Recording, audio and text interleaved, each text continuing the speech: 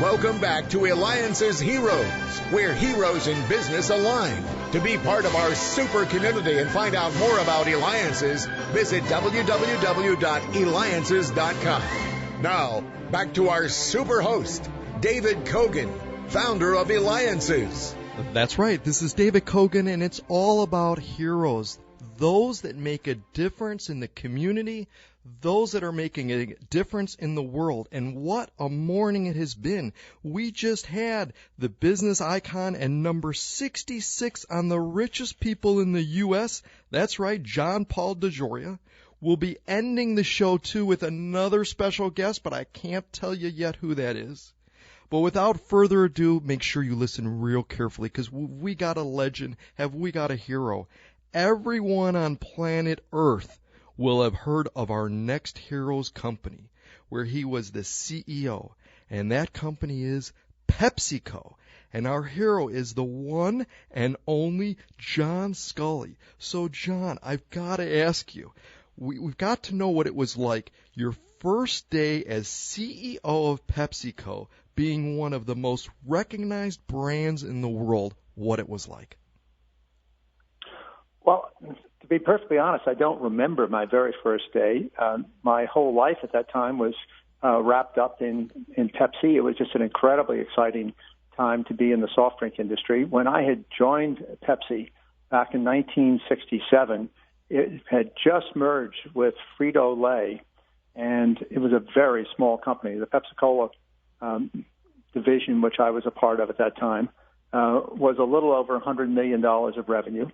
The company was really a strong regional brand in the United States.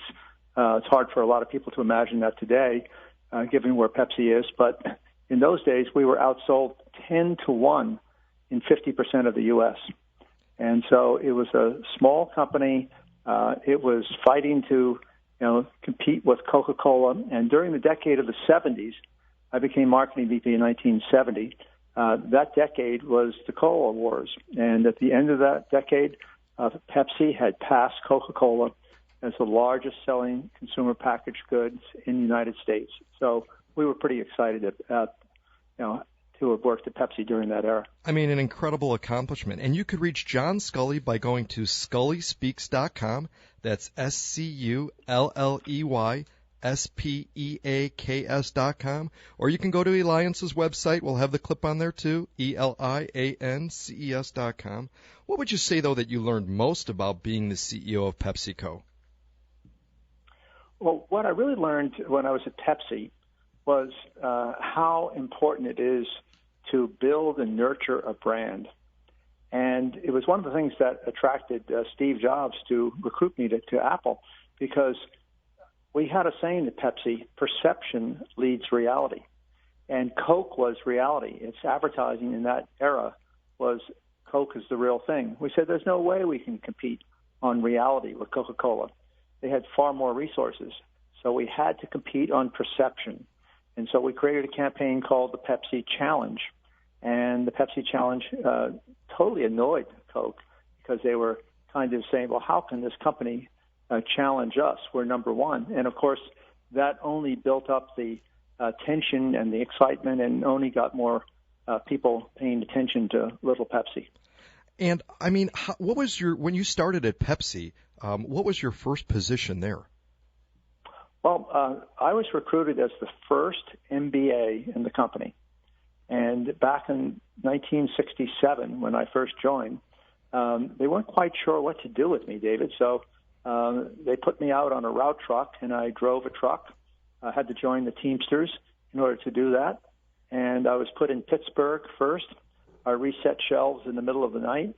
I would go to work every morning with the union guys, a terrific bunch of people there. And I learned a lot. And then they sent me off to Phoenix, Arizona. And in Phoenix, I had a chance to work there, resetting shelves. Again, most things in Phoenix in the summertime were done in the middle of the night because it was so hot in the daytime. And then I was sent on to Las Vegas for training, and I was there for several weeks. And then I was sent to Milwaukee, Wisconsin. So I got to see a lot of different markets. And those lessons, and it's really, I think, a lesson that I would love to pass on to others, is that never take for granted that you're doing something that won't be valuable later on. Because I learned, because I'm a curious person by nature, I learned, so what's the better way to set the shelves? And out of that, when I eventually became marketing VP of Pepsi and I'd studied industrial design, I actually worked on designing the new beverage shelves, particularly when large plastic bottles came out. And that has, to this day, become the way in which soft drink beverages are displayed in every type of market you can imagine, mass merchandisers, drug chains, as well as grocery stores.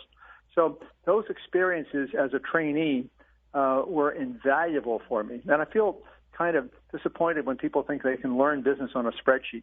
You really got to get your hands into it. And I was so lucky to have had that chance to work in those different markets and get my hands into it and work alongside the people who are actually part of the system. An incredible story, John. Incredible. And you're listening to Eliances Heroes. Are you a hero in business?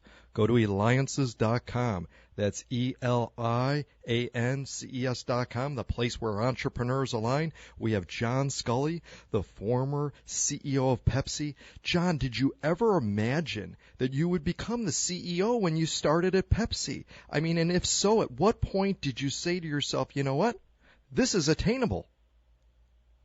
Well, it's interesting. My aspirations was not to be a CEO. I was trained as an industrial designer. I worked in marketing. I gone to business school and worked in data analytics. And so I had skills that weren't necessarily the skills that a CEO needed, but they were skills that let me have an impact on the business back at a time when I used to be called the High Wire Act, meaning that I was totally unqualified for every job I was ever put in.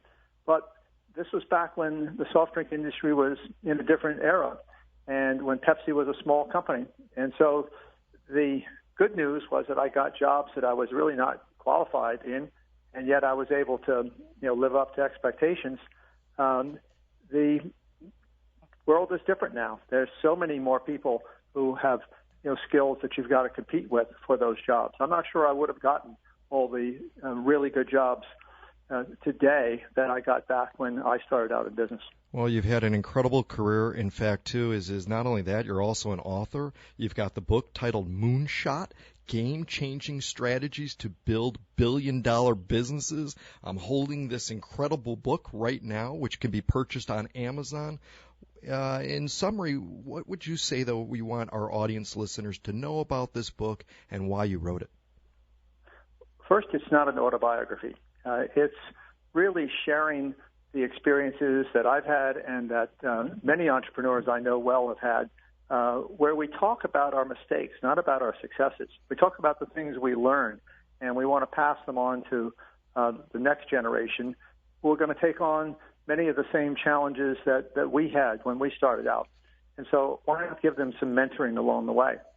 And the big insight, I think, is that we're in an era today unlike anything that I've ever seen before.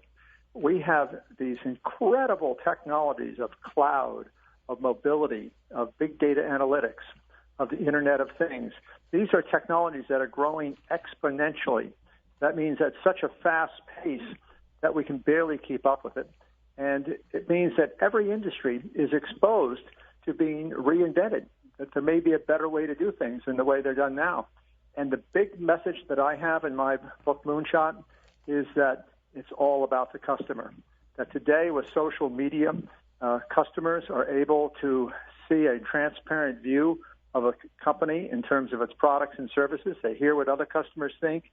They read opinions, and they're more influenced, David, by the opinions of other customers than they are even of the established reputations of the best companies in the world. And again, you could reach John Sculley, former Apple and Pepsi CEO, and so much more, going to SculleySpeaks.com. Make sure that you pick up his book called Moonshot. Incredible. You could pick it up on Amazon. And you've done so much with your life. You were also, again, the CEO of Apple. You've been a founding investor of Metro PCS, which is now a multi-billion-dollar public company on the New York Stock Exchange. It's been acquired by T-Mobile. You also built NFL Research from $25 million to $550 million in revenue. I mean, the list just goes on and on. We've got a little less than a minute left here. If there was one secret to being so successful, what's the silver bullet? What do you think it really takes when you bring it all down? Well, it starts with insatiable curiosity. Why are things the way they are? And why can't there be a better way? It takes a motivation to work really, really hard. The good ideas come all the time. There are many, many smart people, particularly when you go to Silicon Valley, you see smart people. You think because you're a valedictorian, you're unique, everybody's a valedictorian. So it's not just the cool ideas. It's having a passion to do something that will impact society and to work really, really hard. Being an inspired business leader who could take an idea and turn it into a strategy and build multi-million billion-dollar businesses, author and investor is surely a hero, and John Sculley certainly is one. And when we return, we're going to have a very special guest in the studio. Thank you, David Cogan with Eliances.